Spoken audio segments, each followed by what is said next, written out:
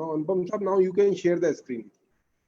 Okay, so see waiting room, 85 people are there. So first you try to share the screen, then you can admit all. Okay.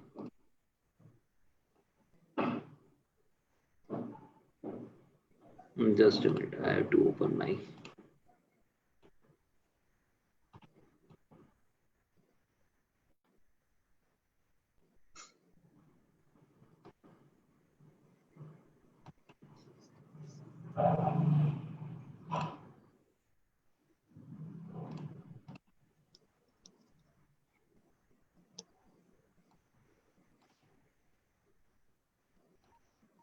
How to make big it again? Actually, I was opening my presentation. Share screen, from share screen.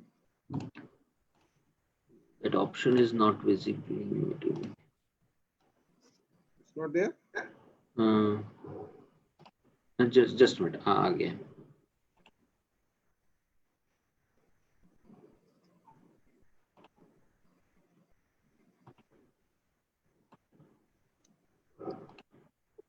Yeah, now it's coming.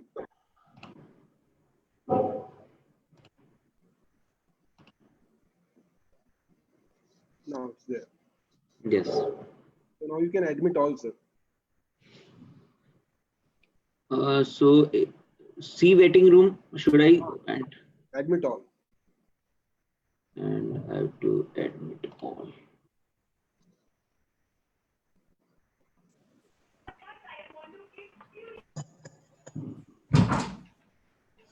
I also did a mute all actually.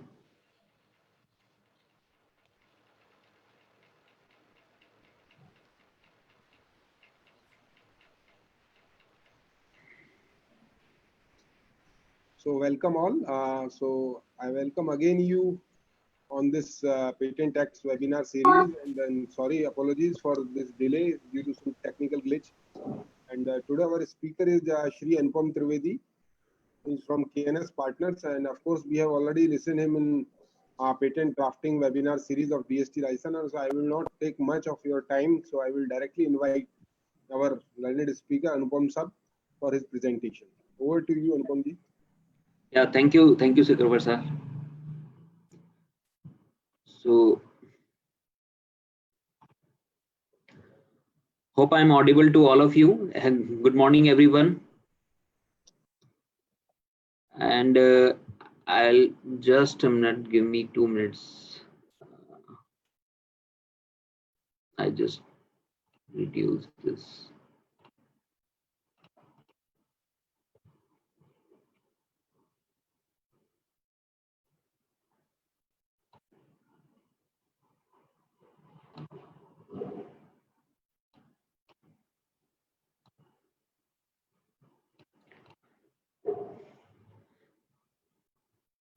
So I hope you are able to see my screen now, and I'm audible to all of you. So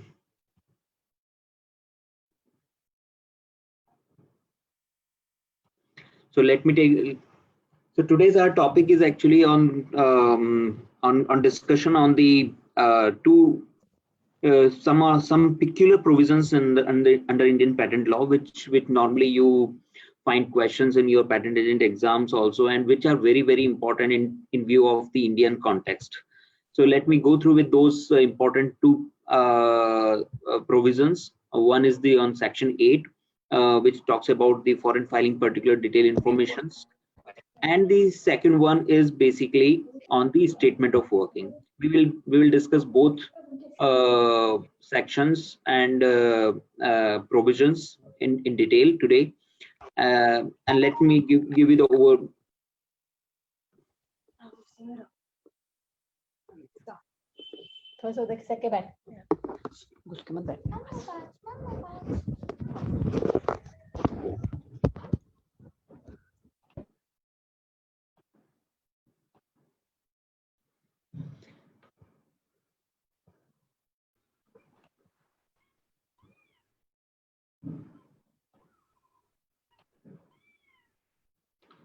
So section 8 of Indian Patent Act, what it basically is, the main objective of section 8 of Indian Patent Act is that, you know, the applicants who are filing patent application in India, they need to keep informed to the patent office about the details particular of the corresponding foreign patent applications to the Indian Patent Office. So if an applicant who is filing in India, whether it's an Indian applicant or it's a foreign applicant, and simultaneously he is also filing patent application outside India, then he need to inform to the patent office the details of those foreign patent applications, details of those all foreign patent applications to the Indian Patent Office. That's the objective of Section 8. And what is the advantage of this? And similarly, the same applies to the foreign applicants also. The foreign applicants who are filing application in India and also filing in other countries the same application, then also those foreign applicants need to provide detailed particulars of all corresponding foreign applications to Indian Patent Office. That's the Section 8 requirement. That's the objective of Section 8. So what happens, the premises of the whole section is that to take an advantage of the experience of foreign patent offices. So when you submit the details of the foreign patent office and in the same corresponding application, then patent examiner in India take advantage of the objections, take advantage of the what has happened actually in the foreign office actions and foreign countries in the same application to understand and to find out the problems and the prior arts. So particularly that involves the prior art information and any objection related to the patentability in those foreign office actions. So Section 8 is having two parts, Section 8.1 and Section 8.2. So first we will understand what Section 8.1 is talking about. Section 8 is talking about information, as the beginning of the preamble of Section 8 is that the information and undertaking regarding the foreign applications. So Section 8.1 says where an applicant for patent, this is as verbatim Section 8 quoted from the Indian Patent Act, and I think you all must have read this section. I'm again reading for you this section in various breaks so that you can understand the interpretation of the Section 8.1 in a more holistic manner. So Section 8.1 says that when an applicant for a patent prosecuting application in outside India, patent in any country outside India in respect of the same or substantially the same invention, then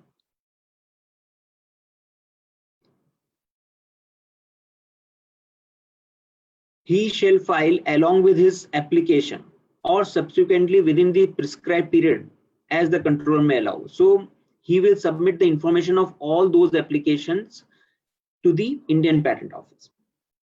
How he will provide? He will provide the information as a statement setting out the detailed particular of such applications, and also he will give an undertaking that till the grant of the patent, Indian patent, he would keep the controller informed in writing time to time the all detailed particulars what he has disclosed in A part in every other application filed in any country outside India. So Section 8.1 talks about that, and it gives an obligation on the applicant that he need to inform to the Indian Patent Office the detailed particulars of the all corresponding foreign applications in a particular format, and he need to inform to the Indian Patent Office till the grant of Indian patent about the status of the all those foreign patent applications. That is actually talks about Section 8.1 part. Now we come to the second part of Section 8 is Section 8.2, and 8.2 talks about that any time after an application for patent is filed in India, till the grant of patent or refusal of patent, controller Indian controller may also require that applicant to furnish details as may be prescribed relating to the processing of the application in country outside India. And in that event, the applicant shall furnish information available to him within such period as may be prescribed. So, under section 8.2, controller may ask more information about the corresponding foreign applications details, such as office actions, what office action has been issued in corresponding US case, what office action has been issued in European case. So these kind of information can be asked by the controller under section 8.2. The controller may ask or require further information for the foreign applications, and then if controller asking, then applicant need to submit those information under section 8.2. So section 8.1 is just talking about that you have to just disclose the name of the countries where you have filed the corresponding foreign application, what is the status in those countries. But in section 8.2, it is talking about more information in those corresponding foreign applications. So this is the first basic difference in section 8.1 and 8.2. I'll just conclude here in one slide summarize for you. So section 8, where we are talking about information related to the corresponding foreign application, the 8.1 is talking about basically it's an obligation on the applicant to declare all foreign applications within 6 months from the date of filing. So when you are filing Indian application at that time, or otherwise within 6 months time from that date of filing, you have to inform to the patent office all corresponding foreign applications details in a format. Basically, there is a prescribed format for that, which we call Form 3. If you have gone through with the filing procedure and of the Indian patent application, you must have come across the Form 3. Form 3 is all about the disclosing of the foreign applications. So it does not require give update on the development. However, prescribed form contains column for status. So in Form 3, if you see, there is a columns that what is the name of first column is the name of the country, then date of the entry in those countries, then what is the publication status, what is the current status of those cases. So in a tabular format, you have to provide the information under section 8.1. And it is an obligation on the applicant continuously. Till the grant, you have to keep on updating the status if the status in corresponding foreign application is changing. Status means from filing stage, pending stage to the grant stage or abandoned stage or withdrawn stage, whatever stages are changing, those stages has to be keep on informing to the patent office. But in section 8.2, the applicant upon invitation from the IPO required to submit more information what is asking in that notification. If controller is asking, provide me more information on the US office action, provide me the granted claim of the US corresponding application, then that information you have to provide under the section 8.2. So the information generally in section 8.2, what is generally asked by the controller at Indian Patent Office is basically information related to the substantive patentability objections in respect of the corresponding applications. And nowadays we are seeing that patent office is not basically raising these kind of objections. So try to understand the whole philosophy behind section 8 is that in the old time, this section is since 1970 in the Indian Patent Act. The philosophy was that at that moment of that point of time, actually, there was no electronic databases were there. There was no access of the databases to the Indian controllers, Indian examiners to go and check in those corresponding foreign applications. So this law was very much important to take an advantage of and to find out that what is happening in corresponding foreign application in other countries actually.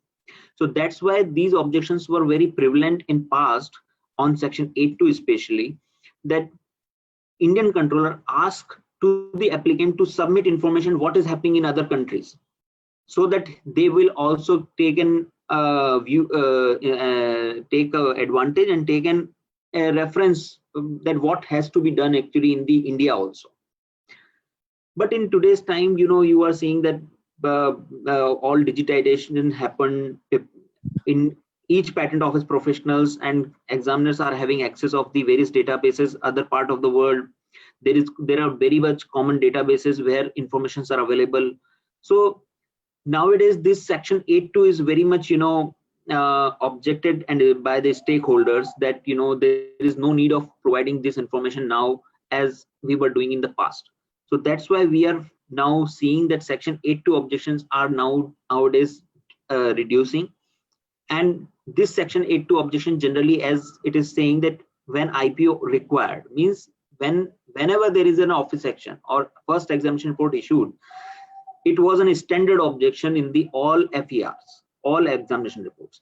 And if objections are there, then you have to submit, or the applicant need to submit this information, and it is an obligation on that.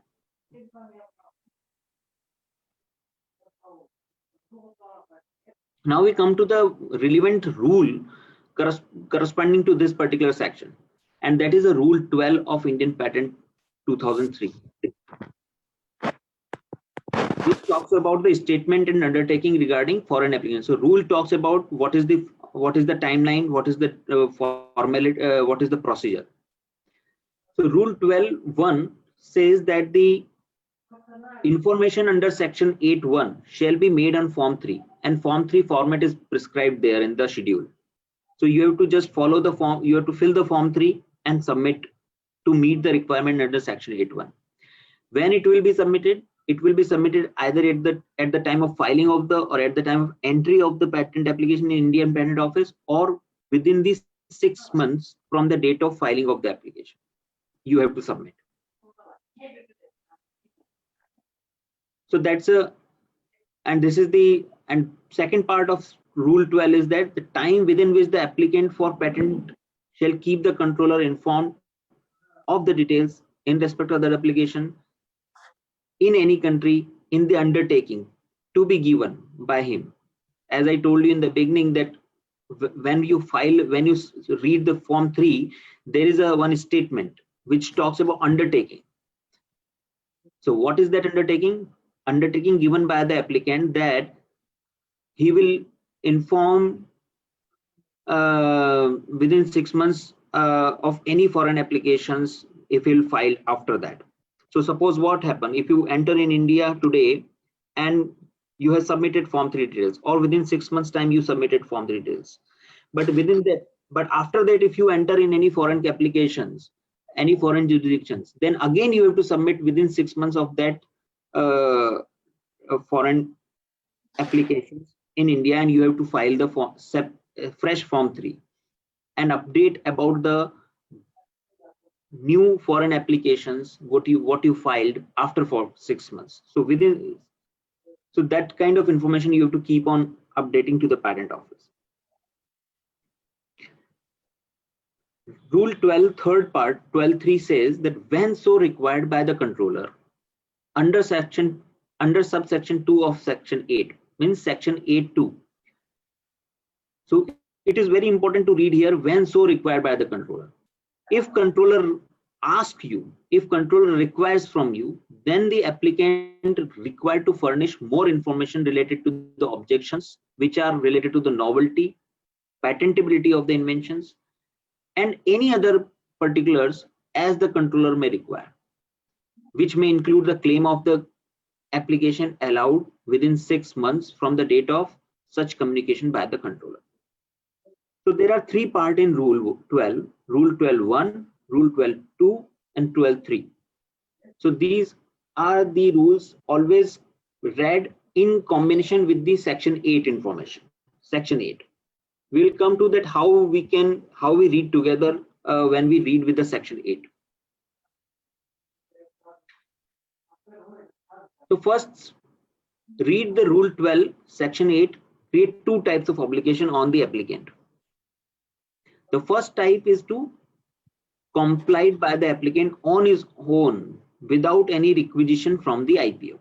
Means for the information what you are submitting under Form 3 under Section 8.1 is the same. That is the what we are talking here. So that is the first kind of obligation or first type of compliance which is expected from the applicant without asking by the IPO. And what it is that to file the patent application within 6 months thereof, statement setting out the detailed particular of foreign particular applications, and second, give an undertaking that the application or within 6 months thereof until the grant of the patent, the applicant will keep the IPO informed in writing from time to time of the detailed particular of any further foreign patent applications filed. To try to understand that the first type of compliance is that whether patent office ask you or not ask you, you have to give information in Form 3 about the foreign patent applications detail. If you first time if you submitted the detail and later on if certain changes happened in the details of the foreign application, then again you have to file a Form 3. If further some changes happen in the terms of status of any foreign application, then again you have to file a Form 3. So till when you will file this Form 3 again and again? Till the grant of the patent. So you will see the wording time to time. So anytime any changes in foreign patent applications status, or if you file a new foreign application, so all that information you have to keep updating your Form 3 and file to the patent office till the grant of the patent. Without, when there is a no objection will come from the patent office, you have to keep on doing without asking by the patent office. That's the first compliance. And the second type of obligation arises if and when IPO ask information. What IPO will further ask? You have given a table format, and now IPO is asking, I am interested in giving me more details about the Chinese application, that what happened in China. So provide me the office action, patentability objection raised in the corresponding Chinese application, provide me the details of granted claims in China. So if those kind of specific information can be asked under the Section 8.2 by the patent office, and it will be provided when the patent office will ask specifically. So if patent office is not asking, you need not to be under obligation of providing those information, but if patent office is asking, then you have to under the obligation of providing those information. So that's the B part of that. So these are the two type of obligations on the applicant under Section 8.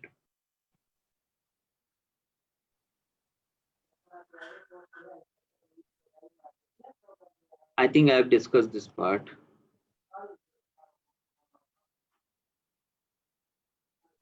This is again very interesting on while you read Section 8.2 and Rule 12.3, that what happens when we say details as may be prescribed relating to foreign processing of foreign patent applications.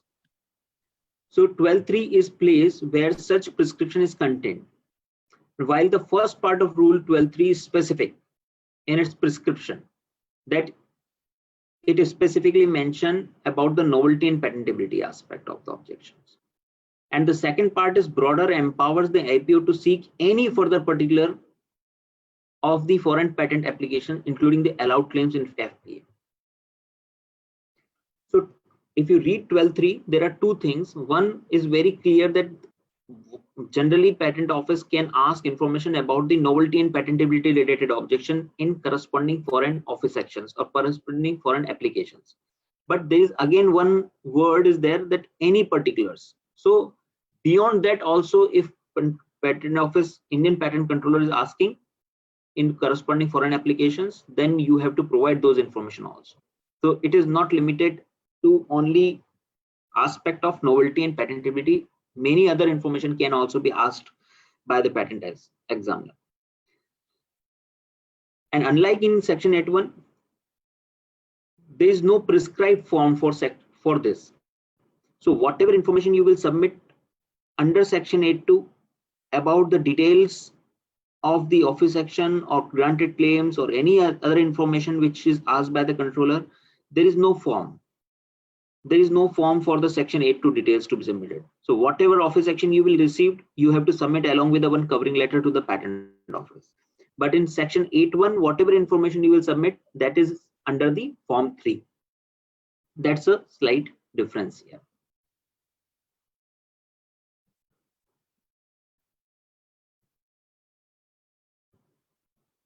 I think this part we have already discussed. So now we come to the judicial precedent. What happens, why this section is so much actually, important as far as India is concerned. The first reason is that it is, if you do not comply the requirement under section 8, it is a ground for revocation. It is a ground for post-grant opposition actually. So, and it is why it is very peculiar to India. This kind of requirement nowhere exists in the world. Only India is a country where this kind of requirement is there, that the applicant need to inform the details of all worldwide applications to the India. So it's a very, very big burden on the part of applicant. So therefore, it is very much criticized in most of the nuances when we discuss, and then which exist in the Indian Patent Act, and section 8 is one of them, because applicant has to gather the information from all corresponding foreign applications from the worldwide, and he need to collect all information, keep on updating to the Indian Patent Office. And Indian Patent Office is what they are doing, they are just receiving those information and just keeping with them. And if any objection is they find in US is very much relevant, they raise the same objection in Indian office action and Indian FER. So it is criticized in the view that Indian patent examiners are reducing their workload of their own examination, and they are simply relying and referring to the objection what is raised in corresponding foreign office actions. And what if you see the FER of Indian Patent Office, you will find that there will be multiple objections on the novelty and inventive step, and that is nothing but the replica of the novelty and inventive step objection, which is raised in the corresponding US office action and corresponding European office section, Japan office section, or anywhere else. So what Indian patent examiners do, they just take, when they are asking the applicant to submit this information, applicant is submit that information, and by reviewing those office action and objection, they are simply retaining the same objection and asking you the provide your reply and provide your response and provide your defense why this patent should not be rejected, because there is no novelty inventive step. So it is criticized on the aspect that Indian patent examiners are reducing their work and increasing the workload of the applicant. And again, on the top of the applicant is receiving the same objection what is raised in US office section, China office section, and clubbing together all office section from the different place. That is the first examination report served to the applicant in India. So it's a very, very difficult, very, very cumbersome obligation on the part of applicant. Applicant has to pay a very huge cost into that. Now question, why it is so cumbersome? Suppose an applicant file an application in US, China, and India. And India, now he has to submit US office section and China office section. So China patent office issue office section in Chinese language. Then under section 8.2, under section 8, if you read the section 8 if you are submitting the office section information under section 8.2 in non-English language, then you have to provide the English translation of the office section also. If you are submitting the granted claims of China patent office in Chinese language, then again you have to provide the translation of that granted claim also. So it gives you a lot of costing to the applicant, and patent office that costing is basically a very, very difficult for smaller clients, for medium-sized clients, and the clients which are filing in multiple countries like pharmaceutical companies. So that's a problem. And again, more problem, and this problem become aggravated when you feel that if you do not comply this requirement, whether under section 8.1 or section 8.2, if you have not complied, or if you have partly complied, or if you have, then it is a ground for revocation of your patent. It is a ground for opposition of your patent. Means your patent can be opposed by any competitor, any third party under post-grant opposition and post-grant revocation. And we have seen those situations in the past in India history. And that's why this requirement under section 8 is really very, very troublesome for all kind of applicants who are filing in India. And they are very much criticizing the requirement of this section 8.1, 8.2 both. But so far the law has not been changed. Only some judicial precedents have come out which gives some kind of understanding that how to comply this requirement up to your best. So in that precedent, the first case which actually which create the whole whole issue is basically the first cases in this section 8 compliance, Kemtura case. This case came in 2009 in Delhi High Court, and under an interlocutory proceedings, the parties have alleged that the section 8 compliance has not been done. Means what do you, when section 8 compliance has not been done, means the opposing party is saying that you have hide the information of the other foreign affairs sections, other foreign jurisdictions to the India Patent Office, which is the requirement under law in India. And if you have done so, means you have it is a valid ground for revocation of your patent. So in Kemtura case, as a conclusion, it came out that periodic disclosure with full information, with full particulars under section 8.1 in relation to the same or substantially same invention is required. What do you mean? When you say foreign patent applications detail, so what happens sometime in that foreign patent application, further application also filed, like continuation in part application or any continuation application, any division application. So you have to inform to patent office not only the parent application but also the divisional application detail also, because that divisional application is same and substantial application of the parent application. So under section 8.1, you have to periodically disclose all in parent application and related same and substantial applications to the patent office continuously till the grant. That is the conclusion come out from the Kemtura case. And if you non-compliance it is a ground of revocation. So if suppose you have disclosed a parent application and after 2 years of that parent application, any divisional application could have been filed in the US, and if you have not informed to the patent office, then it is a non-compliance of the section 8 information in Indian law, and that may lead to the revocation of your patent. Any opposing party or any competitor can take as one of the ground of opposing your patent application in India, and based on that your patent application can be revoked.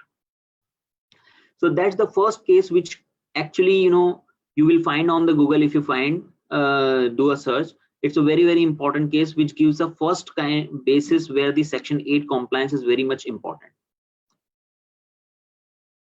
After that, few more cases came which also define that what should be the and how it should be interpreted on the requirement of section 8. The another case was Roche versus Cipla. That case came in 2012 before Delhi High Court, and Justice Manmohan Singh gave the judgment that periodic is basically updating of section 8.1 is required again. So under section 8.1 information form 3, what you are submitting, it is required that it should be submitted periodically. Second part is concluded that non-compliance of section 8 is not fatal for the validity of the patent.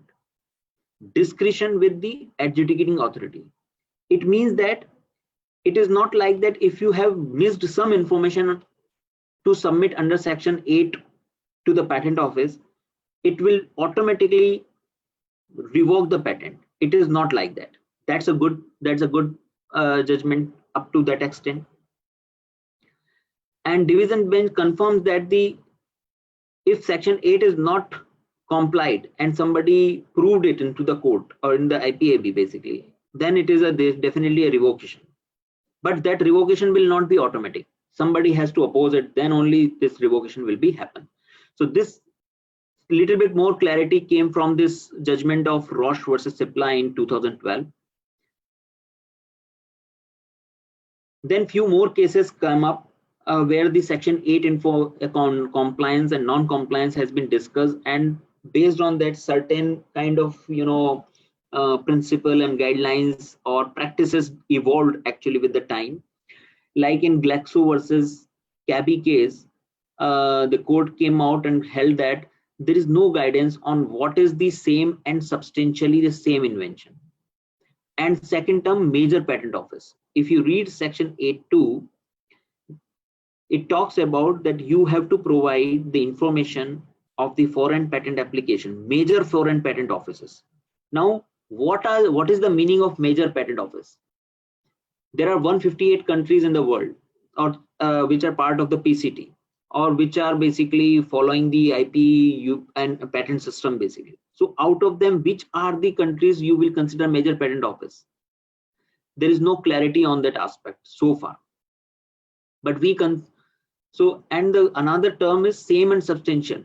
Sometime divisional application is maybe considered same and substantial invention, but the continuation in part application, which is having separate subject matter, or patent of addition, which is having extra subject matter, will it be same or substantial or not? Which type of application will be same or substantial? That is, there is no guidance on in this judgment also. But this judgment talks about material foreign office objection should be brought. So all office action what has been issued in the foreign patent applications, that should be submitted to the Indian Patent Office. Section 8 compliance mandatory, that also talked about in this judgment. And thereafter, recently in 2013, which is almost now 7 years back, but it is the recent judgment in the Philips Electronics case came, where little more clarity came that Justice Muralidharan softened his stand that decision of the revocation on non-compliance of Section 8 should be based on whether information withheld were material to the grant or not. So in 2003, Philips case, the court said that if you suppose not submitted, or if you have forget, or if you have oversighted, or if you have not submitted any information under Section 8 requirement, whether Section 8.1 or 8.2 as per the objections, then revocation will be based on that the information was material information, important information for the grant of Indian patent or not. If that information is very important, that if that information could have been submitted to Indian Patent Office, the Indian examiner could have rejected your case, then it is a case of, then only that information will be considered as a material information. But if the information is just based on some formality related objection or something formal objection, with nothing to affect the grant of the Indian patent application, then that information will not be considered material information and patent will not be revoked, even if you have not submitted that information when asked by the patent office in India or Indian controller. So what information you have withheld or what information you have not submitted, whether that information is important or material or not, that quality and then that quality of that information will be decided whether your patent will be revoked on the non-fulfillment of the requirement under Section 8 or not. And that's a very, very good judgment. And that is today's the stand is that in the Philips case, that whatever if applicant could not comply the requirement of Section 8 by intentionally or non-intentionally, revocation of his patent cannot be done automatically. Means somebody opposing party will oppose it, prove it that information has not been submitted to the Indian Patent Office is very, very material information, and he hide that particular information, he suppress that information, then only if once that provation will be happen, then only the Indian patent will be revoked. So that's the today's stand on section 8. Hope it's now clear. So what's the practical pointers actually when you deal this major patent office? When you see the objection in the FER and see the term major patent office, it include US. So practice established now that major patent offices are basically there is nowhere it is captured that these are the major patent office in the from the Indian Patent Office side. But the practice is that whenever objection is there in the FER and office action and asked to submit details of the corresponding foreign applications of major patent offices, then you have to submit details of the USPTO, EPO, Japan, China, and Korea. These are the major patent office in terms of practice. Other foreign patent office is also important if it has a relevant citation which is different from these patent office. Maybe South Africa or Australia could have issued office action which is having different citation. If different citation and prior art have been cited in Australia, then it will be that also be submitted to the patent office, Indian Patent Office. Another important point which came out after these judgments is that reply diligently to section 8.2 requires. If patent office and patent examiner are asking you to disclose the information about the novelty and patentability objection raised in any foreign patent office, then you have to submit it. Without there is no reason that why this requirement should not be complied.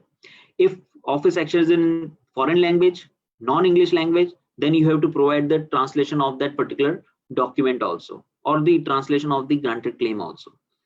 So this is the stand, and this is the practice now followed for the section 8.2 requirement.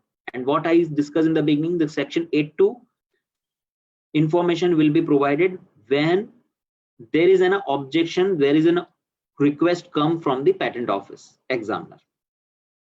But section 8.1 you have to provide at your own without any waiting for that.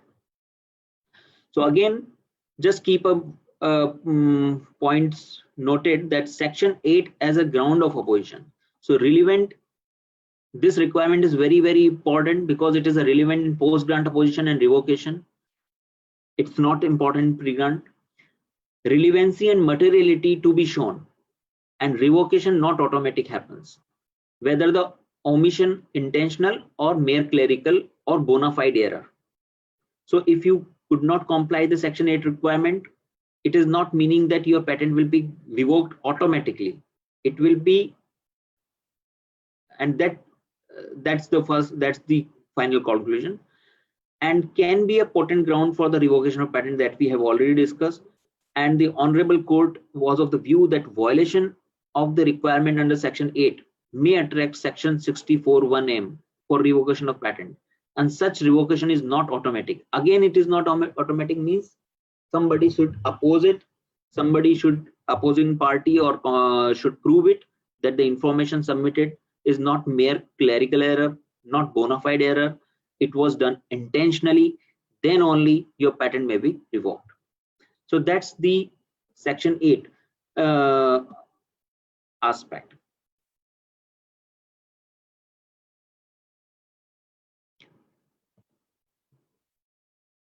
So we will take up few questions in the last of our session, and now I come to the one other very, very peculiar requirement under Indian patent law, which exists in few patent offices, few foreign jurisdictions, but not most of the major jurisdiction. There is no such requirement. And what is this requirement? Is working of patents. Under Indian patent law, it is an obligation again on the applicant or on the patentee that once the patent is granted, you have to inform the working of that granted patent to the Indian Patent Office every year, that what you are doing with this granted patent. Are you commercializing the product made out of this patent or not? or you are still in the progress of working out some products coming out with patent or not. So basically, in nutshell, there are two kind of situation arises. After grant of patent, either you are working on the patent or you are not working on the patent. So these two situations arises, and whatever is the situation, whatever is the status of granted patent after grant, you have to inform to the patent office every year. And this requirement is very, very, again, very difficult, cumbersome, costly, and painful for the applicants to keep on informing to the patent office every year. And that requirement we call working of patents. And this working of patents we also inform to the Indian Patent Office in a form of statement, where we say statement of working or statement of non-working. And this is filed again in a form, prescribed form under the Act, which we call Form 27.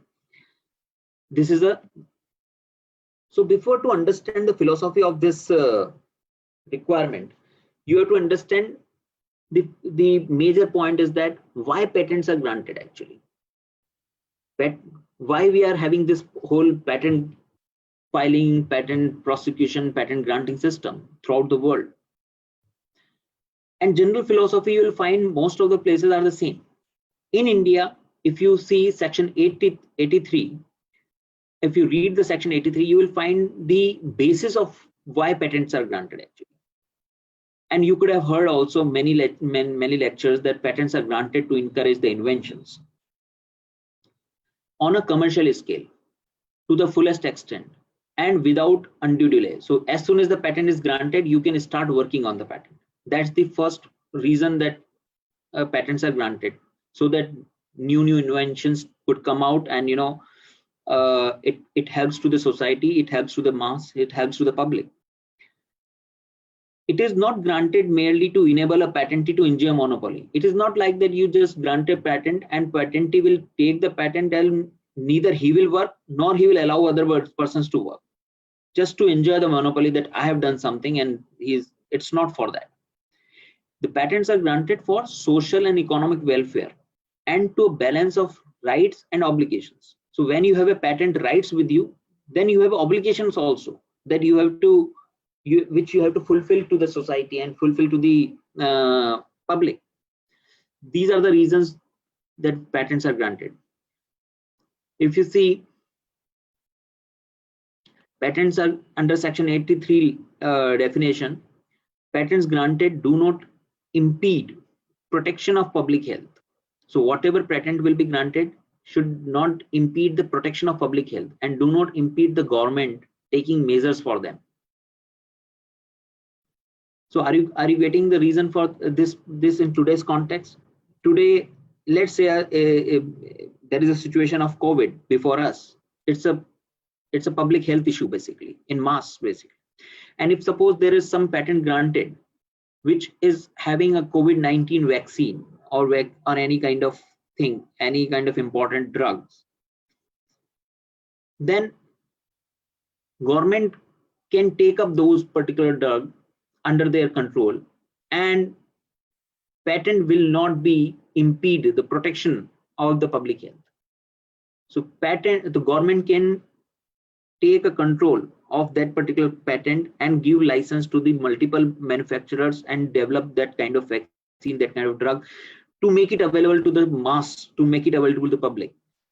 So again, it is a reason that patents granted, should not impede the protection of the public health. So if that thing is happening, then government may intervene here. So it is for the promotion of public interest, especially in the sector of vital importance for social, economical, technology development of India. No practice which unreasonably restrain the trade or adversely affect the international transfer of technology. That is also the premises on which the patent is granted. And patents are granted as a large, very, very important that to make the benefit of the patented invention available at the reasonable, affordable price to the public. This is the main premises on which patents are granted. That whatever product will come out of that granted patent should be available to the public in large, should be available to the public at affordable price, should be available, should meet the requirement of the public, so that finally some benefits will come out to the patentee and the public both. It is not just for just take a grant and just sit quietly and at the home. Patents are not granted for that. That is what the section 83. And from here,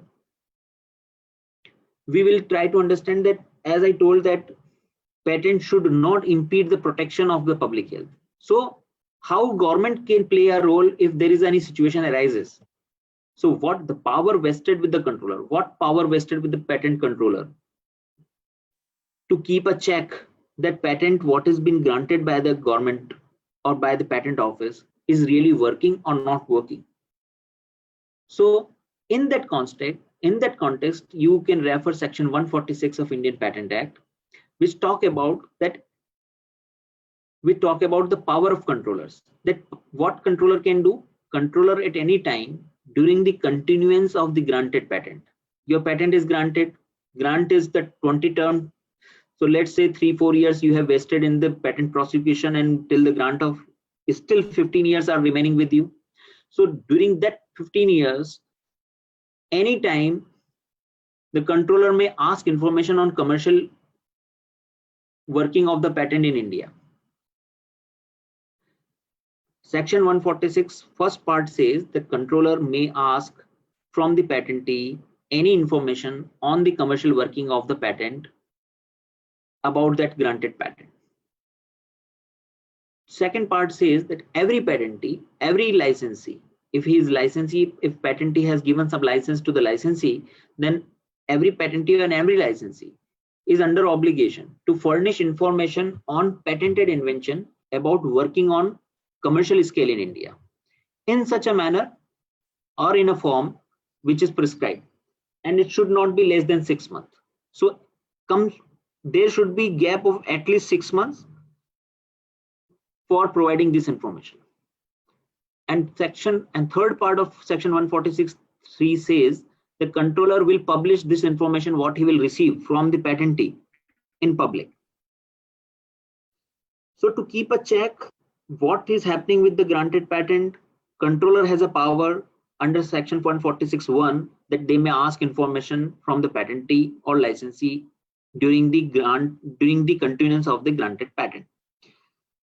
146(2) says that, and then every patentee, every licensee has to give that information to the controller about working or non-working on commercial scale in India, and controller will publish that information. We'll see in more detail this thing. Now again question comes, why India have a requirement to provide information on working of patents? So India imposes a statutory requirement. So this is a law under section 83, read section 83 and section 146. India imposes a statutory requirement on the patentee to commercially work their patents in India to the fullest extent. That's the number one. What is the basis? Public interest is very, very important to set this as a statutory requirement. And the working statement, or you can say statement of working or statement of non-working, filed by the patentee is a mechanism to evaluate whether the demand of the public are being met or not.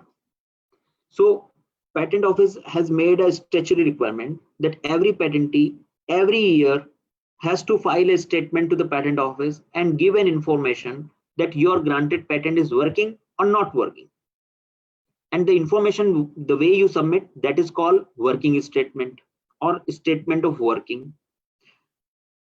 And the information what you are providing in that form, in that statement is the basis of evaluating. It's the basis, is a mechanism for the controller or for the Patent Office to evaluate whether you are meeting the requirement of public or not. So that's the premises on which this requirement exists in India. And again, as I told, this requirement is very, very difficult, very, very cumbersome, because the information what has been asking under this head is very complicated, very difficult. And patentee and applicant has to comply it. If we do not comply this requirement, there are punishments, there are fines, and we'll come to that in the next few slides. So let's first understand what information generally asked in this statement of working. So patent office asks you, give me information whether your granted patent is worked or not worked. So information about not worked or worked. Whether you are manufacturing the product coming out of that granted patent in India, or you are manufacturing outside India and importing to India, what you are doing with that. How much quantum and how much value of the granted patent product or the patented product you are selling in India. You have to give information about that. If your patentee has given any license or sub license for manufacturing of that particular product, which is part of the granted patent, what are the names of those licensees and sub licensees? What kind of those licenses are there? And you have to give an information whether public requirement is met or not met. So in this particular form, you have to give this information, and based on understanding of this information, patent office may get a reference that you have worked on patent or not worked on a patent. That's the number one thing. Now question comes, should we provide this information every year?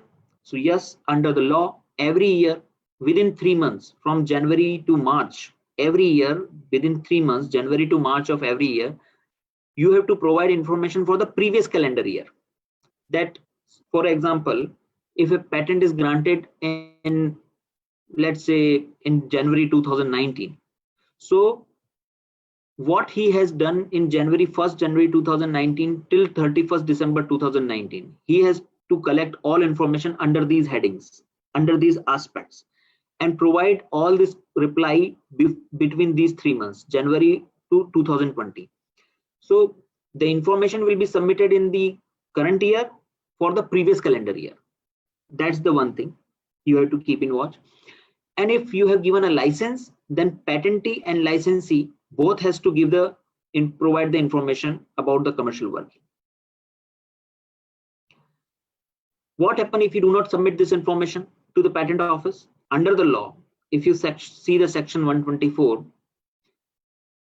there is a fine of rupees 10 lakhs to the patentee if patentee has not given information or not filed the statement of working for the previous calendar year till the term of the patent, till the entire term of the patent, 15 years continuously. Then he may impose a fine up to 10 lakh rupees. And suppose if he provide the information just to comply the requirement, but the information provided by the patentee is false, then he may also have a fine and imprisonment up to 6 months, both. So this requirement under Indian law is very peculiar, very difficult, becomes when there is a fine, there is an imprisonment if you do not provide information. By God's grace, or by non-action by the patent office, so far there is not a single case where this kind of fine or this kind of imprisonment has been imposed on any entity, any applicant, any company. But under law, this is a requirement, this is a consequence. Because of this consequence, the requirement to comply of filing a statement of working, or whether working or not working, you have to file it. If you are not worked, still you have to file. If you are working, still also you have to file. That's the law. And if you do not file, means you are whether working or not working, only fine is there. But if you are working and wrongly filed or falsely filed, then you have to be ready for the imprisonment and fine both. This is a Form 27 prescribed under the Act.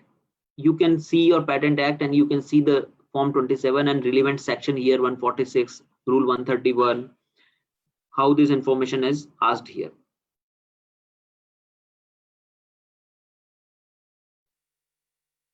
To simply, so now we are clear in our heads that this is a law of India, that if you've been granted an Indian patent, then every year you have to file a working statement of working or non-working.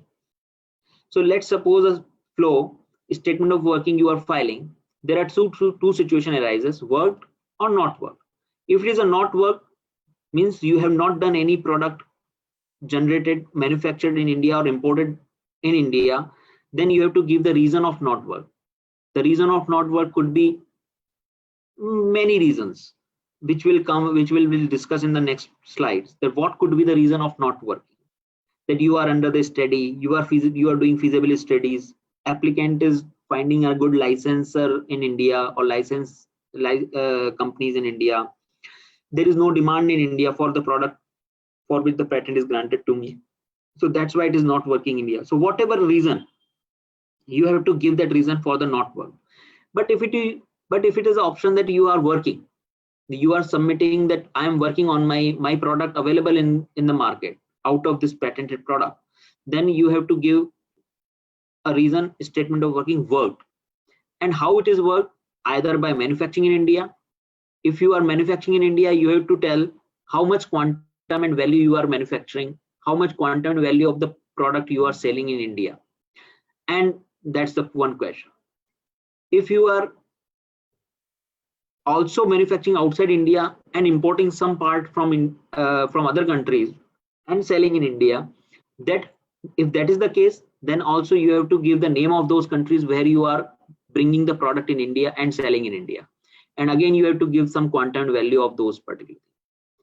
There are situation arises that, when companies are not manufacturing in India, but only manufacturing outside India, got a grant in India and selling in India, then also it is to be considered as a worked in country India about your patent, and you have to file. Then you have to say manufacturing in India is no, but importing in India is from Thailand, China, Korea, Japan, whatever. So you have to list out the name of the countries here, and you have to give what is the quantum and value you are selling in India. Under work, if you are yourself, patentee himself is not manufacturing in India or importing India, but doing the business through some licensee or sub-licensee, then it is required that you have to give the name of the licensee and sub-licensee. And also you have to answer that whether the public requirement in India is met or not met, or it is partly met, adequately met, or fullest met. That is the questions before you, and you have to you have to give some information if you are saying that my patent is worked in India. So you cannot be very much. Now what happens that there are maybe chances that patentee may give false information here or wrong information here, and if he give the wrong information, he is under the punishment and imprisonment both. If he give a right information, then there are different challenges arises in terms of his business challenges, not challenges as per law. So now we'll come to the what's the challenges actually now. So try to understand and try to appreciate that for a patentee who had a hard work, develop an invention, filed an invention, fight it for the grant of the invention. After grant, he has to file every year this information worked or not worked. And if it is worked, then he has to give almost all these kind of confidential information. And this confidential information will be, again, if the pharma product or if a company's product is selling into the in many countries, then he has to collect information. He has to segregate the information related to India, and every year he has to gather that information and submit to the patent office if you don't want to any fine or any imprisonment, right? So it's a very, very difficult, very, very requirement which incurred a lot of cost on the part of a patentee, on the part of applicant. And that is why it is also very much criticized by most of the by many foreign companies, Indian companies, that this requirement is very, very cumbersome. But again, as we said, there are two perspectives of any particular situation. At one school of thought, people believe that it is very important because this will compel the patentee to work on the patents, come out with the improved product, improved what has been patented, and it will be helpful to the mass, basically, a public in large, to the India. But one school of thought says that anyway this is happening, there is no requirement of to burdensome to the patentees to provide all this information at a huge cost, because it incur a lot of cost to gather this information. They need to develop they need a team to arrange all this information. It incur professional fees and all those things. So these are the burdens. That is why foreign companies don't want to file more patent in India. And and what is the benefit? And if you file a patent in India, if you do not follow this requirement, you may be imprisonment. Is that the law? Means you may be fined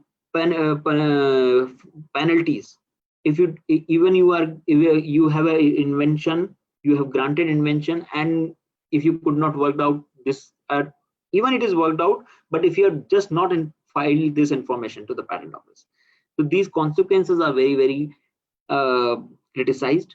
And that is why these are the few reasons which generally people consider for not work, that invention is undergoing regulatory reviews, mostly in pharmaceutical inventions, market research analysis in the progress, commercialization studies has been initiated, practical difficulties, if any experience in working of the patent in India, that the patent is in search of the licensee underway, patent is raising funds to work the invention in India. So these could be the reasons which generally filed when the patent is not worked in India. And most 70 to 75% what grant happens in India is not worked category. Only 20%, and 20% is still, I'm saying higher side, are worked in India. So patents which are granted but not worked in India, there may be n number of reasons for that.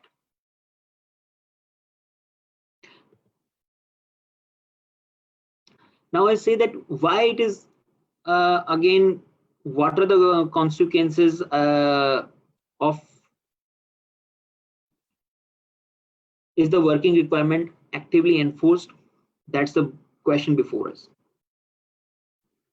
As I told you in the beginning, the patent is granted for the public requirement. So the ultimately public requirement met or not met is the primary basis of granting a patent. By filing this kind of forms, patent office can analyze that patent is worked or not worked, or public requirement is met or not met. So now question comes that if public requirement is not met, or if there is a patent is granted which actually very important for the public in large, and the patent is not working on that patent. Suppose somebody has a patent on vaccine for COVID-19, but he is not manufacturing, the patent is not manufacturing in India, and neither, because he holds a patent, so no, he will not allow the same composition can be made by any third party or any person interested. So in that way, the public interest in large got destroyed actually, and the whole patenting process becomes, very negative. So that's why when we say in section 83, if there is this kind of situation arises, there are provisions in Indian law that government may take over or government may grant compulsory license to any interested party. So the requirement of furnishing a statement of regarding working or not working, this is a requirement of statement working, non-working. So if that kind of patentee who is having a vaccine on COVID but filing a statement of non-working in India, and it is a need of tomorrow, a need of today, then such patent invention have a relevance mainly in the context of compulsory license. under section 84(1), any time after 3 years from the grant of patent, if person interested may apply to the controller for a compulsory license. So if patent is not worked in India till the 3 years from the grant, so after 3 years from the grant, if patent is not worked in India and any interested person want to work on that patent who is not patentee, they may file an application to the controller Indian Patent Office and ask for compulsory license on that patent on the ground that the reasonable requirement of public is not met or public requirement has not been satisfied. Patented invention is not available to the public at reasonable affordable price, and patented invention is not work in the territory of India. So these are the grounds. So this is where it gives a linkage to the statement of working. So statement of working is basically a tool by which it will be determined that patent is worked in India or not worked in India. If it is not worked in India for 3 years after the grant of the patent, then that leads to a ground of a compulsory license for an interested party. So far, only one CL compulsory license granted in the for the one anti-cancer drug of Bayer, and this is a very interesting compulsory license case in which the Bayer and Natco Pharma is an Indian generic company, and Bayer was having an anti-cancer drug, but and in this particular compulsory license application by Natco Pharma, they have taken heavily rely on the ground of non-working of patent, that whatever Bayer was submitting every year statement of working, that it is not working, or they were not submitting at all any statement of working. So that gives the basis to the Natco Pharma that patented invention for anti-cancer drug is not worked in India. It is not available on affordable price in India. Public requirement is not met in India. Therefore, they apply for the compulsory license to the Indian Patent Office, and based on these grounds, they could able to succeed actually to prove that it is an important drug for the India patients which are suffering from the cancer, and this compulsory license granted to the Natco Pharma. So try to understand that is how the statement of working requirement and compulsory license requirement is very much intertwined actually. Statement of working requirement is a tool by which government comes to know that patent is worked or not worked, and that may leads to the ground of compulsory license. So far only this compulsory license granted. There are many other compulsory license rejected also. And again, try to understand that compulsory license in pharmaceutical space, a pharmaceutical area, gives more relevance actually, because it's directly coming to the affect to the public in large. But it doesn't mean that it cannot be applied to the other engineering domains or other scientific domains in mechanical engineering or automobile engineering or or chemical engineering. But only the reason is that how to prove that it is a very much important for the public requirement, public necessity, and public in large. So it find more relevance in the pharmaceutical sector, but law is not restricted to the only pharmaceutical sector. It is applicable for all branch of scientific domain, and we have to understand this on that aspect. So importation, if you are not manufacturing in India but manufacturing outside India and importing the drug in India and selling the drug in India, it is considered working in India. So that is also cognizance taken by the court in Bayer-Naxaver case. You can find on search on this. And so importation of a particular patented product in India is to be considered as a working of patent in India. What is the current position of law in this? It is very, very important to let you know, because this law of filing a statement of working was not complied by most of the companies in past. This law exists since 1970, but Patent Office has not taken any action in any matter where they have imposed fine on non-compliance. They have imposed any kind of imprisonment action. So far, not a single case reported. Since 1970, there is no case reported where the penalty of fine or penalty of imprisonment has been imposed on any company, any entity, any applicant. So there was completely non-action by the Patent Office. And there is really, because there is no consequence people are facing, so people are not complying this requirement diligently. So to keep those things in mind, in 2015, Professor Shamnath Bashir, who is now late Professor Shamnath Bashir, he recently got expired in one of the critical accident. He filed a PIL before the Delhi High Court, and PIL was filed against the Indian Patent Office. It is a very, very important update, which you will definitely find some question in your patent agent exam or in your query question. A PIL has been filed against the Indian Patent Office by Professor Bashir, that non-compliance under Section 146 of Indian Patent Act.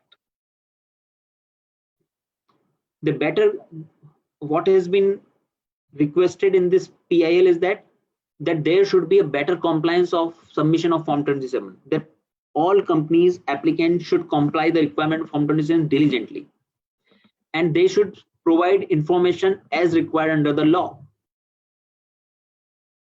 Right? So that's the PIL. So PIL is asking to the Indian Patent Office that the requirement should be taken seriously. All information what is prescribed under the law should be given by the applicant companies, so that and it is important for the country, that it's that view. So what happened in 2018, Delhi High Court passed an order asking to the Indian Patent Office to submit an affidavit and plan of putting in place that how they are going to deal this requirement as an enforcement mechanism with respect to Form 27, with respect to the statement of working, and take strict action against aberrant patentees and licensees. This is what happened in 2018, after 3 years from the filing of the PIL.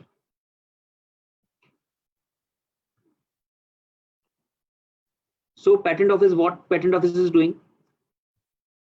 Patent Office organized a stakeholder meeting in March and come out with a new proposed Form 27, where now there are two views actually in this. When this PIL was being heard in the court, two views, two sides, as I said, two school of thoughts and two views came. One view from the applicant side, one view from the NGOs and the sites.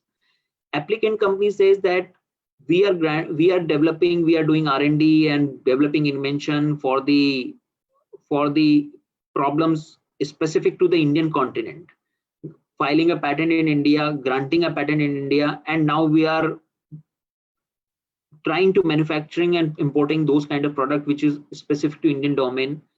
And so there are a lot of things we are doing for India.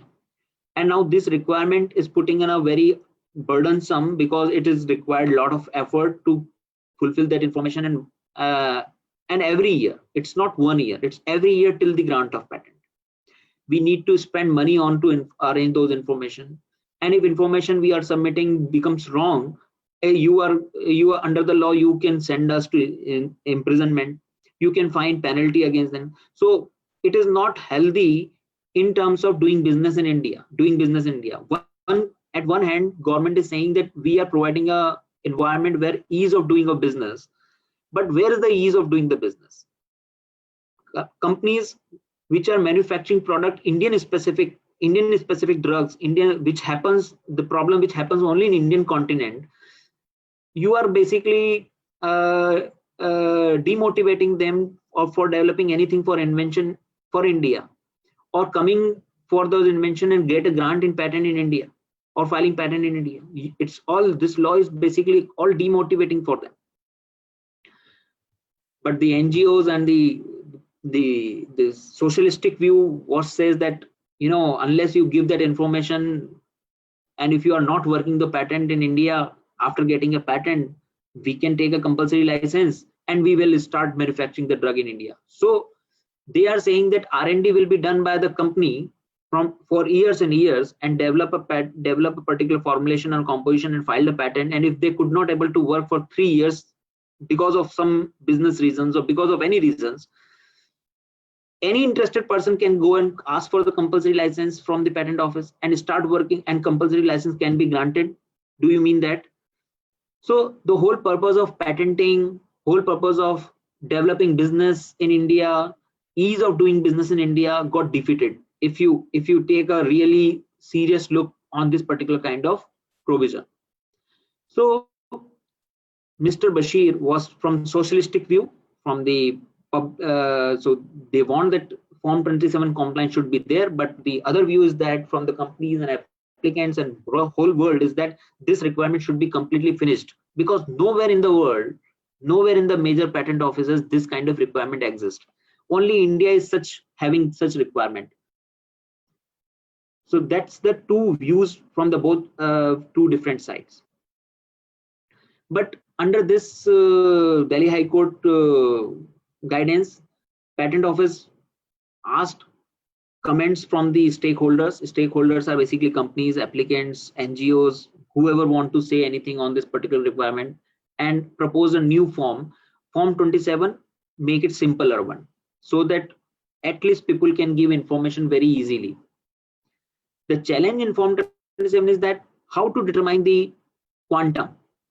There is no guidance that how to determine and tell that what is the quantum is of product you have sold in the market in the Indian territory after grant. How you will determine, how you calculate. If you are working through license, so these are challenges which will come in next few slides. So finally, Patent Office has submitted an affidavit asking that give us a 10-month time so that we can come out with a simpler Form 27 where the questions will be simpler, and that we will start to execute. But still this thing is, you know, pending stage, no development happened so far, and PIL is disposed of. To make this whole process simpler, there are 4 challenges are there. And what are those challenges? You try to understand this in just 2 slides. The first challenge is that, and the first point in which the most disagreements comes is that one patent, one product. So what happens? Statement of, as per law, statement of working statement, either worked or not worked, to be filed for one patent. But that it is not necessary that one patent is really develop a one product. Or rather, I will say vice versa. You think one product may comprise multiple patents. It is not necessary that one product is which is developed or which is available in the market is based on just one patent. It is very rare in actual. If you see an example of iPhone is a one product. But if you believe that this iPhone has only one patent on this iPhone, there are lakhs of patents on this, each and every aspect of various features of this product. So law says that for one patent, you have to file one statement of working, which is basically come out with that product and for that particular product. And you have to give information under that statement about the quantum and value of that product, how much you sold, how much license you have given, whether you are manufacturing in India or not, imported in India or not. So it is not possible. So companies are saying, applicants are saying, it is a big challenge for us to give right information under this form, that this product is made of lakhs of patents, and the product quantum, how many iPhone I sold, it is a collective of all lakhs of patents. It's not one patent. So how I submit this information in the current form, the way you are asking to me, and if I'm giving wrong details unintentionally even, then you are saying that I am liable for the imprisonment and the fine, both. So this is a challenge, that the way you asking the information is not matching with the business sense, actually, especially in the telecom sector. A lot of difficulties to give this. So one patent, one product is impossible. So it is impossible to provide information related to those which are embedded within a product, having a plurality of patented technology incorporated within it, and especially for those which are working outside the countries. So some patents, some are license issues are there, actually. So this is the one big challenge which is still not sorted, which is still not clear how you will going to be deal it. And that's why a companies in telecom sector, pharmaceutical sector, or any particular, is difficult for them to file information correctly the way the law is asking. Second point, which is very big challenge, is quantum and value of the patented product. The same challenge what I said to you right now. It is very difficult for a patent, the product what is available for sale in India, it is made of hundreds of patents or lakhs of patents. So how you will determine that for one patent, how much quantum and how much value is generated, sales value generated? It's impossible to find out. It's impossible to calculate, actually, because nobody is sure, nobody is confirmed, nobody can find out this. So mean to say that whatever you asking in quantum value is obsolete. It's not possible to give this kind of complex difficulties answers. Third information, that under section 146(3), it is said that whatever information patentee and applicant will submit under the statement of working will be published publicly on the IPO website. So applicant and patentees are saying that we are giving you a confidential information, that how much quantum, how much value we have worked out, how much sales we have generated, how much licenses we have granted, all are very confidential information in terms of business. If we are giving you information, you are making it publicly. What does it mean? So there is no confidentiality of information of what we are submitting to you. So that's why this requirement is all bullshit. It's not at all required at all. And that's why all the stakeholders, all the companies finding it very difficult to do business in India just because of this requirement. Fourth point, which is again, which I just touched upon in few slides, that the public requirement. You says that if public requirement is not met, you can grant a compulsory license, right? So let's assume a situation. First of all, what is the public requirement at all? There are three options in Form 27 that you have to tick. Public requirement is met partly, adequately, or fullest extent. But how I determine that my requirement, the product what I'm selling in the market out of this patented products, granted patent, is really meeting the requirement or not? Is there any mechanism? Is there any data? There is no guidance on that in the Patent Act. There is no guidance in the law how you will determine that public requirement is met or not met. I give you a very simple example that, and as I told you, that the public requirement satisfaction at affordable price is not only for pharmaceutical domain, it is for all domain under the law. So if it is an anti-cancer drug, it is applicable only for the cancer related patients. How many cancer patients are there?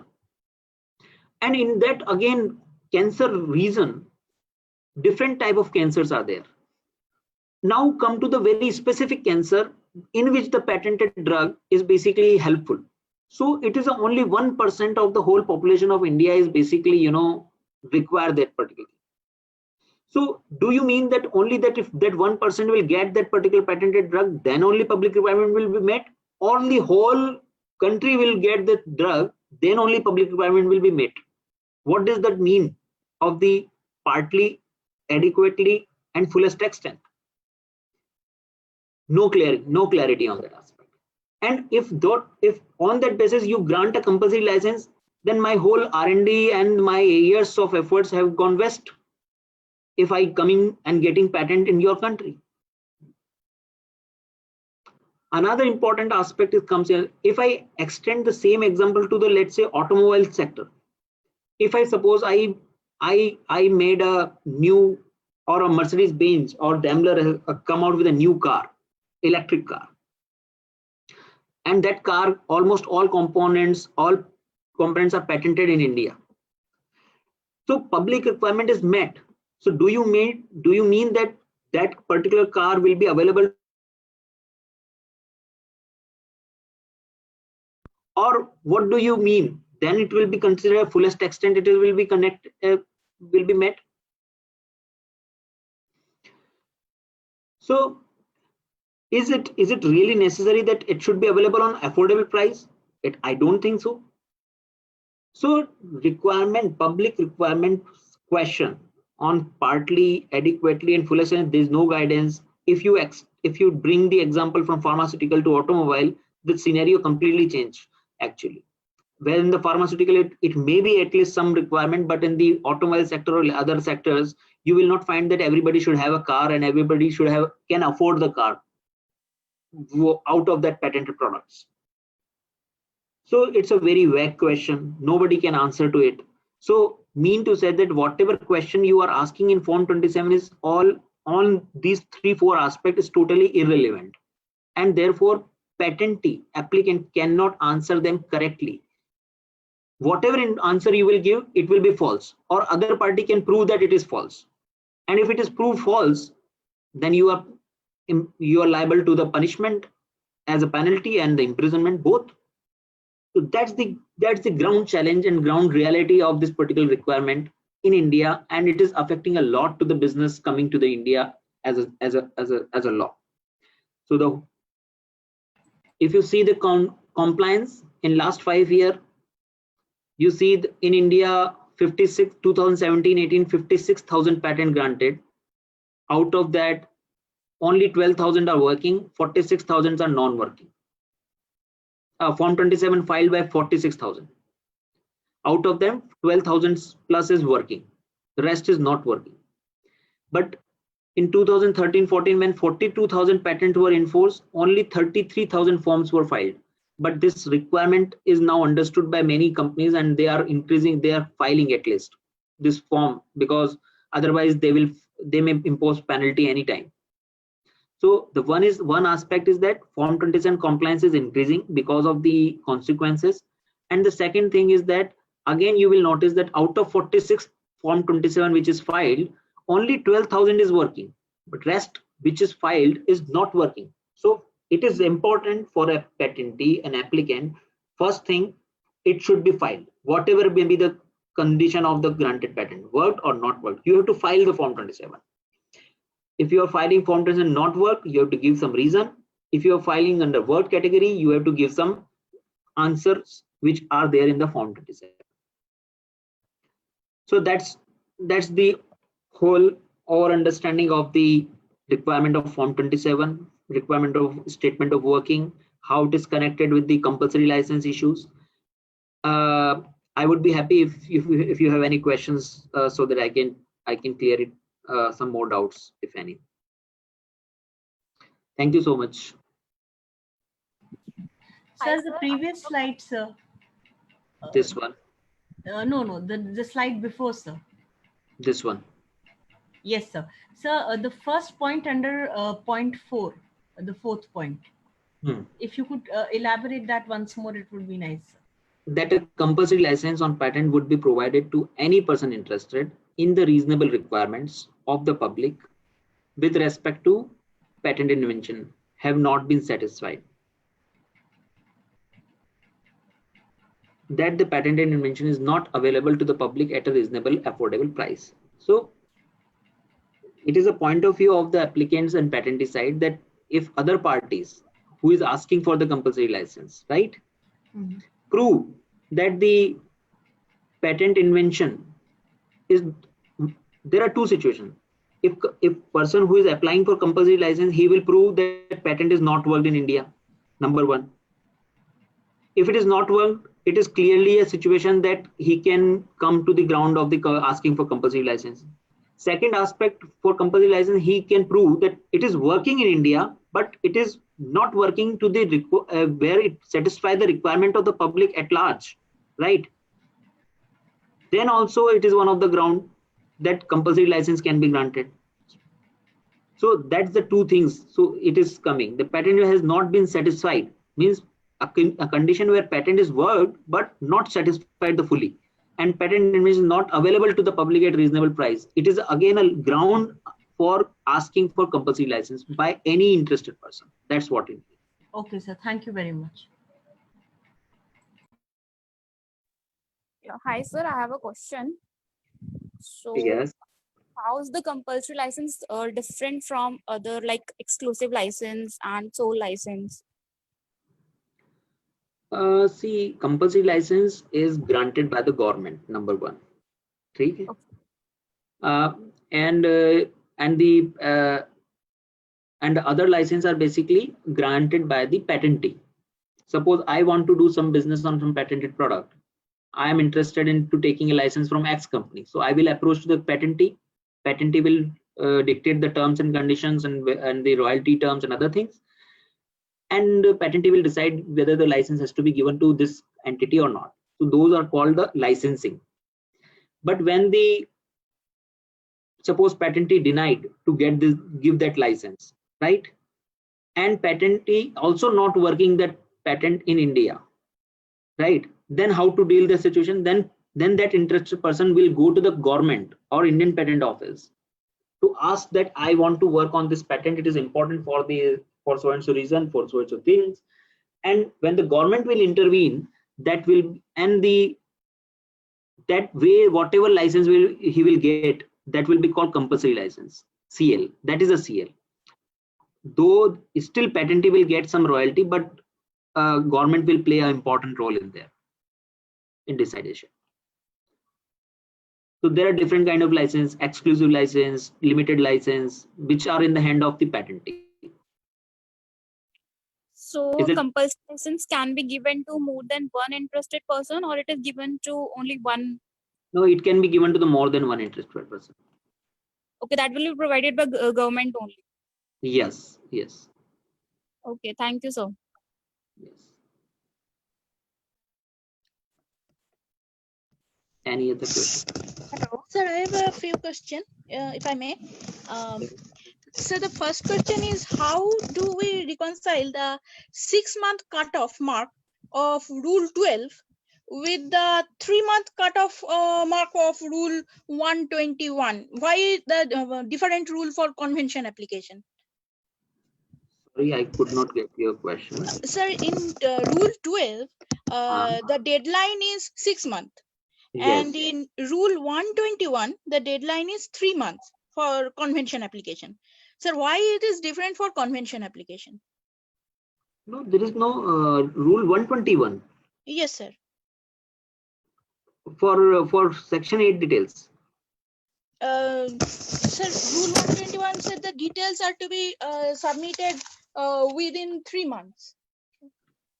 Rule 21, only Rule 21. Sir, 121. 121. Yes, sir. But Rule 121 talks about which details? Sir, for convention application. No, we are not talking about convention application detail. We are talking about details of the corresponding foreign applications of India. Okay. So if patentee file an application in India, and at the same time he file a patent application in US, China, Japan, Korea, Australia, everywhere, the same invention, right? Then requirement under Rule 12(1) is that while you are filing in India, within 6 months from the date of filing from India, you have to disclose the name of the country where you filed the similar invention or substantially same invention, and provide the details about that when you filed in those countries. What is the status in those countries? Something like that is the Section 8(1) detail under Rule 12(1). Okay. Sir, second question is, so those applications may be convention, there may be application, maybe any national phase application. So the second question is, often we find that an US applicant who is applying in India, and they have used 1 or 2 US utility patent for priority date. In those cases,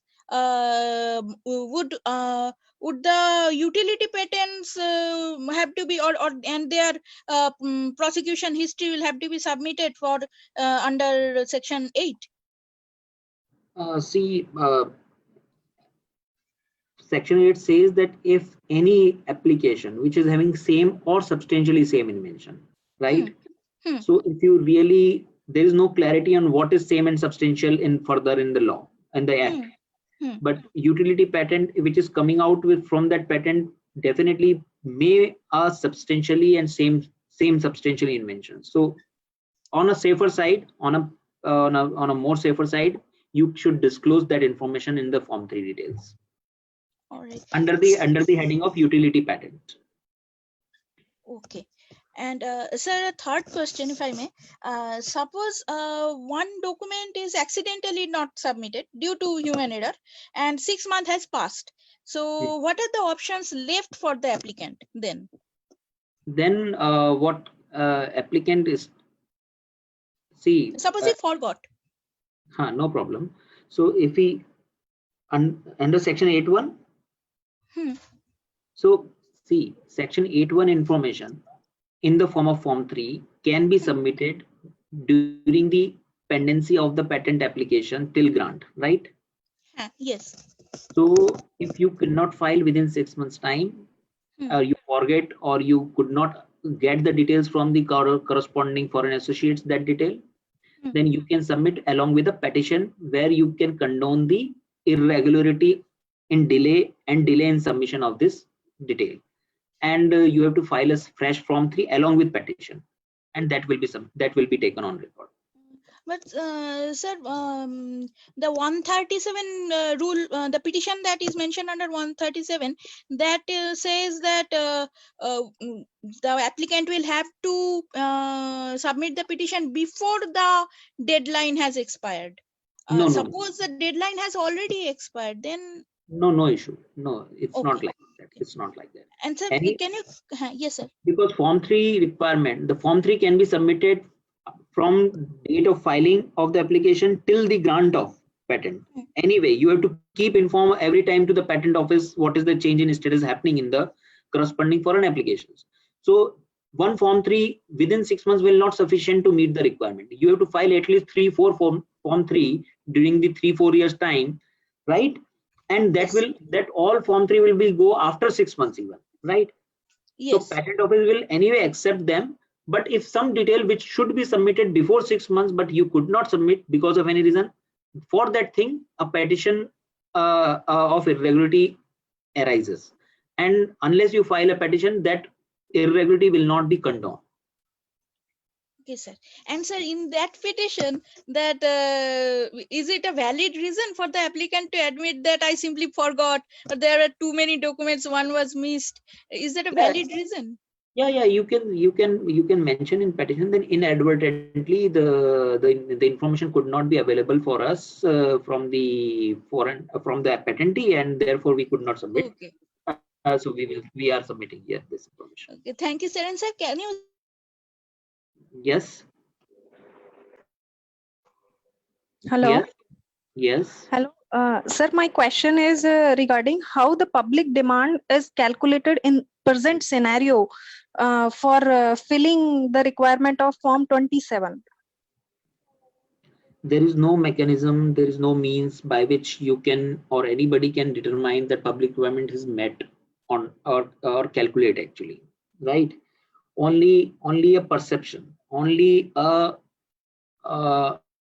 estimate of your sales value or the products what you are selling in Indian territory, that may give an idea and perception that what you should select. It's a partly or adequately actually.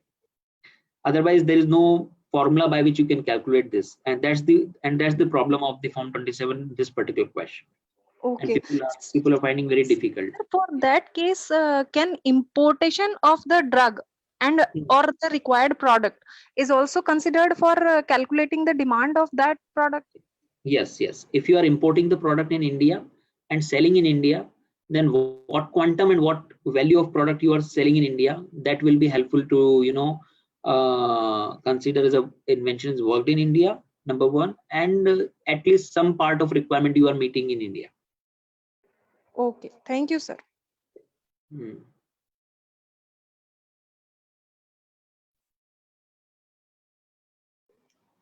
Good afternoon, sir. Yes. So this was very enlightening session. I have two questions regarding the various judgments on different cases can be used as a law for having the similar kind of cases in future. Yes, these cases. Yes, of course. These cases are from the Delhi High Courts, and so they are binding on to the coming matters which are having similar facts and similar kind of situations. Definitely, they are binding. Okay. And second, you mentioned about various issues regarding the compulsory licensing, like how we will fulfill the definition of public requirement and etc. So what is the way to remove these issues? Why we are still holding on them too? See, as I told you that the current position of law is that PIL has been filed by one of the socialist, Professor Bashir. He asked that this requirement should be complied more diligently. But the patentees and applicant who are actually doing business in India and developing a product and selling in India, they are having difficulties to give this kind of vague questions answer in a right form, right?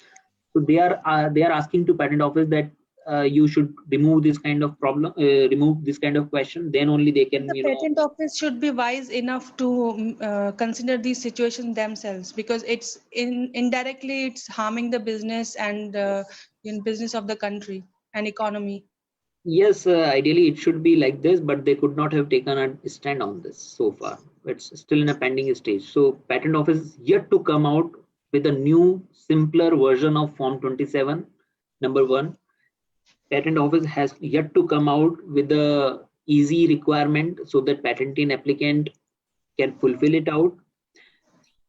The matter is stuck actually at this moment of time. So let's see in future what development happens. Yeah, but it's very, very important in terms of business in India for the foreign companies in India. Yeah. Okay. Thank you very much, sir. Sir, I have one question. First of all, I would like to thank you for such an informative session. It's very enlightening and made all doubts clear regarding the compulsory license and this working of patents. I think compulsory license I just touched upon, but yes, it's not that much complicated because the origin of compulsory license starts from statement of working. Yes, true. Yeah. Sir, I have one question. Is there a difference of timeline between section 8.1? 8.1, I am clear that 6 months are required from the date of filing. But 8.2, is it a difference of time when a controller has asked regarding some documents? Is there any difference of the timeline? See, generally what happens, as you were rightly understood, that section 8.1 obligation on the patentee automatically without asking. Yes. Section 8.2, when it is asked. Now question comes, when Patent Office asks this information? Patent Office generally asks this information in the first exemption report, office action, right? So whenever office action will be issued, first exemption report will be issued, that time Patent Office will ask, number one, right? So till that time, you need not to provide any information. Right. When it will be asked, they give a timeline of 6 months to anyway comply the all questions, right? Right. So again, you have to comply that requirement within 6 months time, right? They may ask you to provide information within 3 months also with that particular objection in the office action, right? So in that case, it will be 3 months. Otherwise, it will be as normal deadline of 6 months to comply all the objection in the FER. You have to comply within 6 months. As simple as that.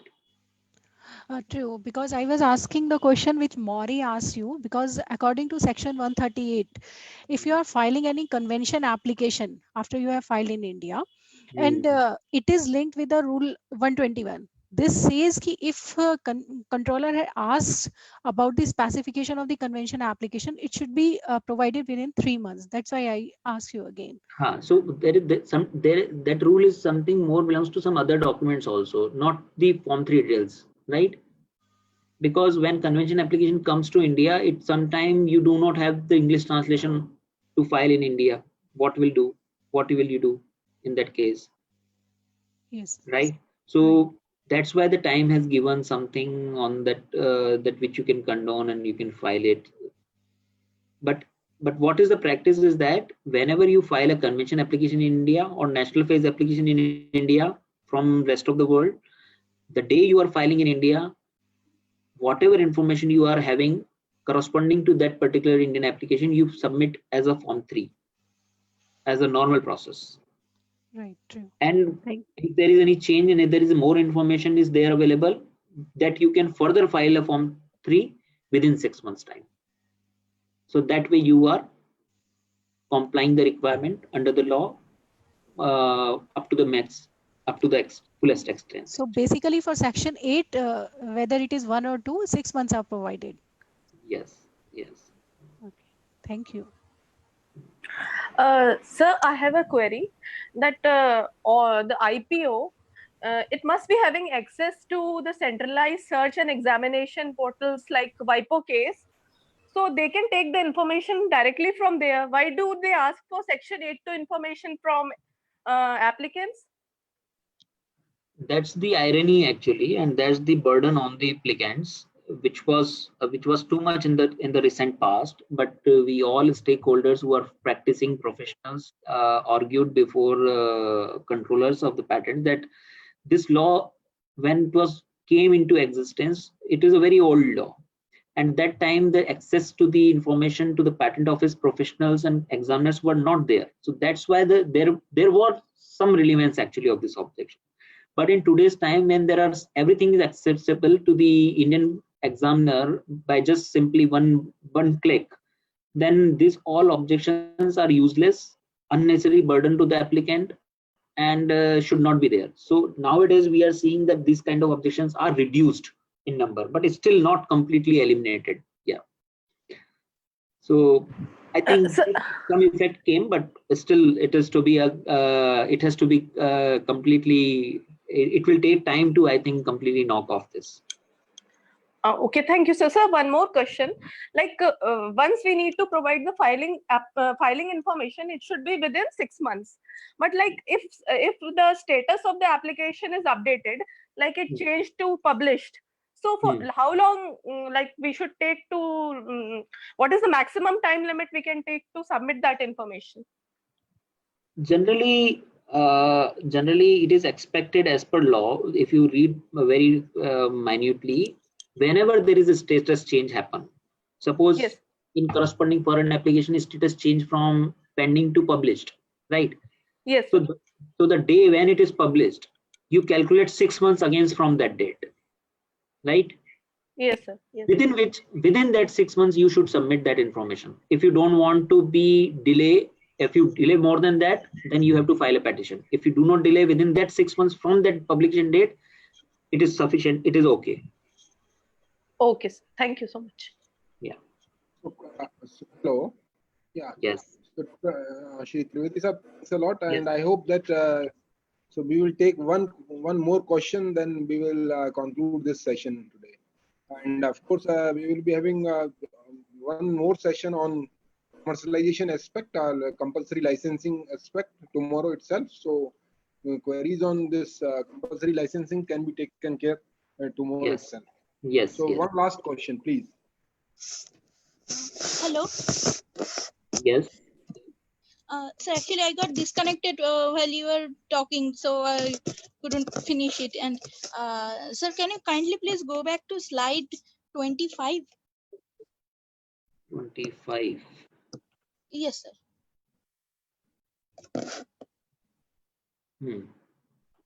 Yes. Sir, considering all the drawbacks you taught us that for submitting Form 27 and for submitting the working statement, how do the companies actually in practice how do they fill the slots for quantum and all those requirements? So companies understand as per their understanding. right? Because there is no guidance, no clarity on that in the act, in the law. So some say quantum in terms of how much patented product they sold in the market, because they have some data with that, and they provide that kind of rough information, approximate information. Some are not able to calculate on the quantum, some are able to calculate on the value, so they give a sales value or net sell value of that particular product. So that kind of information they submit. So companies are giving the information based on what is easy for them to calculate, and at least some information which they can, justify based on their records, right? Okay. So that's how they. Thank you, sir. Thank you, Trivedi, for your presentation. And let me also apprise our participants that it was Trivedi Sab who means initially I had discussed with him also about this Indian Patent Act webinar series. So I would like to thank Trivedi Sab. In fact, all our participants through chat box, you can also see the comments. So all have appreciated your wonderful talk, and hopefully since IP is a very big field, a very vast field, in the future also we will have you on our panel. So thanks a lot, Trivedi Sab, for a nice presentation, and of course, definitely, sir, and we will meet again at 10:30 a.m. tomorrow for the final talk on compulsory licensing. Yes. So I touched upon the compulsory license. Tomorrow you will have a more detailed discussion on the compulsory license. But I would say that these two topics are very, very important in terms of practical significance, in terms of questions, what you may expect in your patent agent exams, and you will definitely find few questions in Viva also. These are the very, very burning topics at present in India. Thank you, Trivedi sir. Thank you. So we will close the session now. Thank you, sir. Thank you so much.